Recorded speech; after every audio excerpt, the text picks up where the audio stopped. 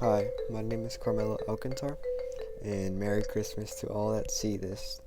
So, I'm going to be talking about what is Christmas, why is it celebrated, and for the kids, who is Santa Claus. I will also be naming 3 different stories and their themes, and then there is a special surprise in the end. Don't skip.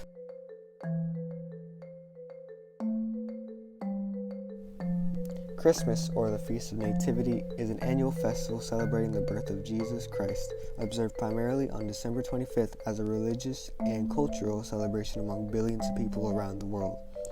A feast central to the Christian liturgical year, it is preceded by the season of Advent or the Nativity fast and initiates the season of Christmas tide, which historically in the West lasts 12 days and culminates on the 12th night.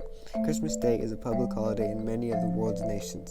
It is celebrated religiously by majority of Christians as well as culturally by many non-Christians and forms an integral part of the holiday season centered around it.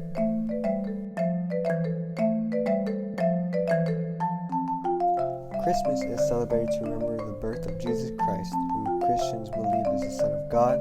The name Christmas comes from the Mass of Christ, or Jesus. A Mass service, which is sometimes called Communion or Eucharist, is where Christians remember that Jesus died for us and then came back to life. It also includes things such as giving and celebrating with family.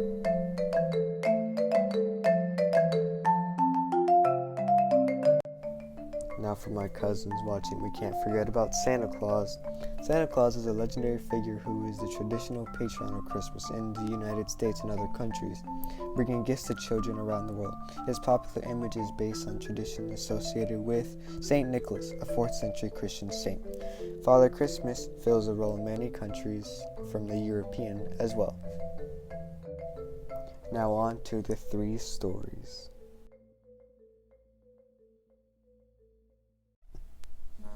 A Christmas Carol opens on a bleak, cold Christmas Eve in London, 7 years after the death of Scrooge's business partner, Jacob Marley.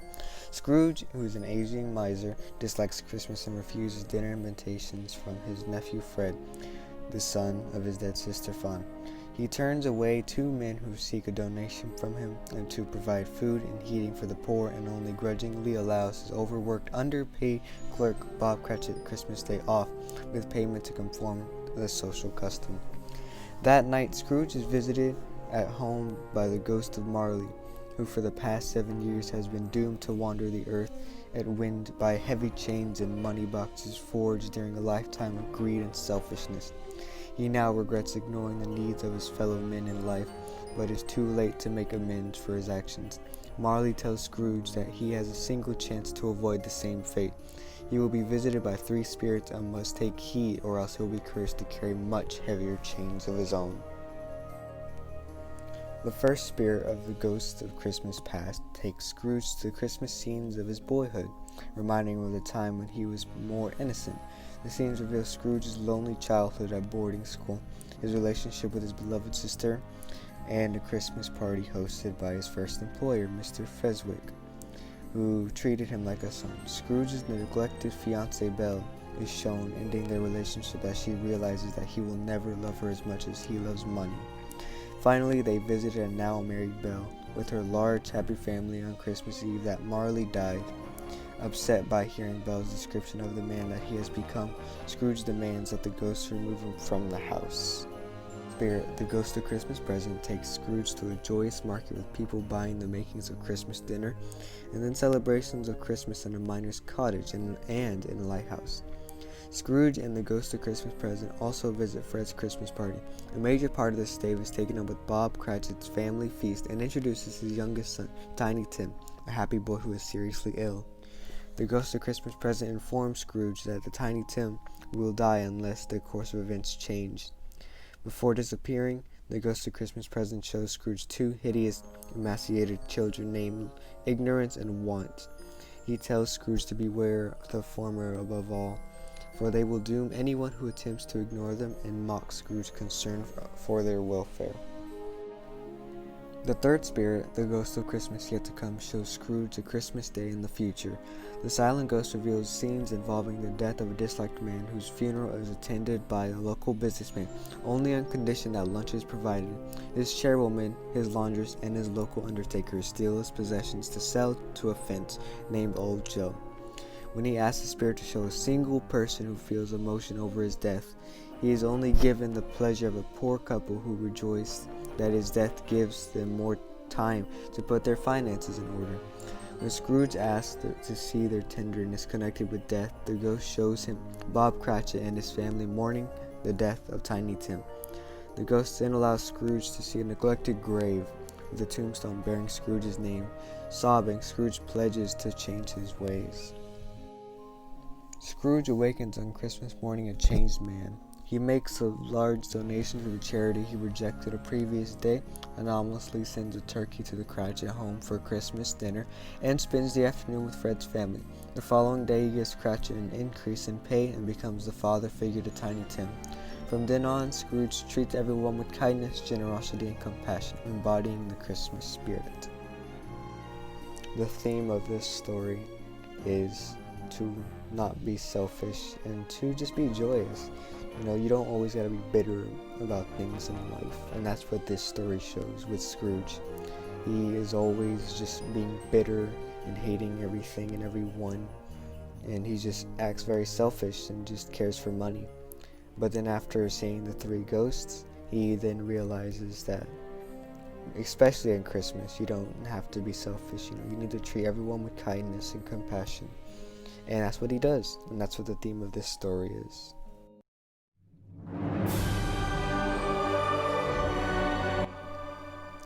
On the night of Christmas Eve, a boy starts to become skeptical of the existence of Santa Claus. Struggling to fall asleep, he witnesses a steam locomotive arrive on the street and goes outside to examine it, ripping a hole in his dressing gown pocket on the way. The conductor introduces the train as the Polar Express, which was on its way to the North Pole. Initially reluctant, the boy jumps on board as the train departs. In a passenger car, he meets a spirited girl and a smart know-it-all boy. The train picks up a boy named Billy, who also declines to board but changes his mind, and the boy pulls the emergency brakes to allow Billy to board, much to the conductor's dismay. As Billy sits alone in the train's observation car, hot chocolate is served in the passenger car, and the girl stows away a cup for Billy. As she and the conductor cross the dining car, the boy notices that she left her unpunched ticket, but loses hold onto the ticket between the cars when he attempts to return it. The ticket ends up blowing away into the wilderness, where it is played by with animals. The ticket re-enters the passenger car, but not before the conductor notices its absence and escorts the girl to the rear car. When the know-it-all boy claims that the conductor may throw the girl from the train, the boy recovers the ticket and dashes to the dining car in search of the conductor, climbing onto the roof. He meets a hobo camping on the roof who offers him coffee and discusses the existence of ghosts. The hobo skis with the boy along the top of the cars towards the coal tender, where the hobo disappears right at the flat top tunnel. In the locomotive's cab, the boy discovers that the girl has been made to supervise driving the train while the engineers, Steamer and Smokey, replace the headlight. The boy applies the brakes and the train stops, coming across a herd of caribou blocking the tracks. The conductor pulls at Smokey's beard, causing him to let out animal-like noises, and the caribou herd clears the tracks. The train continues on an extreme speed. The throttle's split pin shears off, causing the train to accelerate uncontrollably down at a 179-degree grade onto a frozen lake. Smokey uses his hairpin to replace the throttle as the train drifts across the ice to realign with the tracks moments before the ice breaks. The boy returns the girl's ticket to the conductor to punch, and as the three return to the passenger car, the hobo uses Scrooge's puppet, taunting the boy and calling him a doubter. The train arrives at the North Pole, where the conductor announces that one of the passengers will be chosen to receive the first gift of Christmas from Santa himself. Discovering Billy still alone in the observation car, the girl and boy persuade him to come along, but the boy accidentally uncouples the car, sending it back along the line into a railway turntable in Santa's workshop. The children make their way through an elf command center and gift sorting office through being dumped into a giant sack of presents, where they discover that the know-it-all has stowed away as well. The elves escort them out before Santa and his reindeer arrive. A bell flies loose from the galloping reindeer's reins. The boy initially cannot hear it until he finds it within himself to believe. He shows the bell to Santa, who selects him to receive the first gift of Christmas. Santa agrees to let him keep the bell, and the boy places it in his robe pocket. The rear cars return to the train as the children board to return home, but the boy discovers that he lost his bell through the hole in his pocket. He returns home and awakens on Christmas morning to find a present containing his lost bell. He and his younger sister joyfully ring the bell, while their parents, not believing in Santa, don't hear the bell and say that the bell is broken. The boy reflects on his friends and sister eventually going deaf to the bell over the years as their belief faded. However, despite his now old age, the bell still rings for him, as it does for all who truly believe. The theme of this story is to believe not just in Santa, but just in yourself. Despite anything that's going on in your life, always believe, because there's always a light at the end of the tunnel.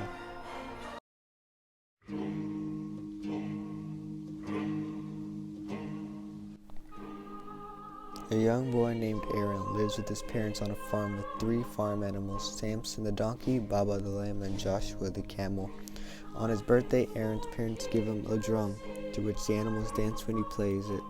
One night, bandits from the desert steal all the livestock, kills Aaron's parents, and burn down their farm, causing Aaron to hate all of humanity. Because his drumming can make the 3 animals dance, Aaron is forced to join Ben Haraman's caravan with rather inept performers. When performing in Jerusalem, Aaron becomes infuriated by the townspeople's amusement and lashes out for them for being thieves and murderers. Sometime later, the troop comes upon the Magi caravan, who are following a bright star in the sky. Seizing his chance, Ben greedily attempts to perform for the Magi, but they are uninterested as they try to make haste to get to their star's destination. One of the caravan camels becomes too weak to continue traveling, and the Magi has no extra camel. So Ben seizes Aaron and bargains with them that they use Joshua in exchange for some of their gold. But Aaron refuses to take any gold from Ben and leaves for Bethlehem with Samson and Baba. Thereupon, recognizing Joshua and trying to reunite with him, Baba is hit by a Roman chariot. Aaron takes him to Magi to be healed. However, they can do nothing but insist that maybe the baby can help. Having no gift to give to the baby, Aaron decides that his gift to him and his parents will be playing his drum for them as a sign of gratitude.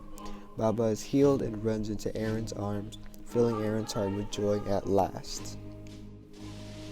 The theme for this story is that even if you physically have nothing to give, you always in reality have something to give. This goes for kids around there who don't know what to give to their families because they don't have money. They can't physically give things like toys or whatever that their parents wish for. But in reality, there is something to actually give. You just need to find it within you. And speaking of the drummer boy, I am the drummer boy in this situation because I have nothing to physically give to you, people who are watching. But in reality, I actually do have something to give you. And I will play it for you as my gift to you. Merry Christmas.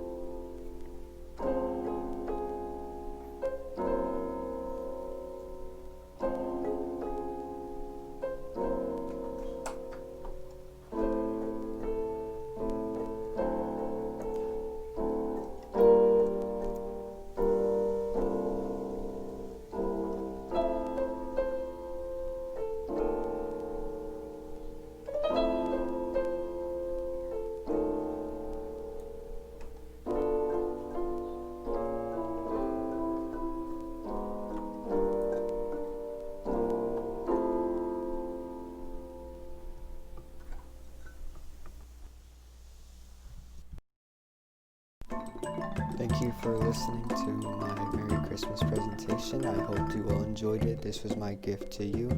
I've been working really hard on it for the past 3 days, getting the 3 stories, working on that music, especially Christmas Time was here. It was a great song, but it had its challenges.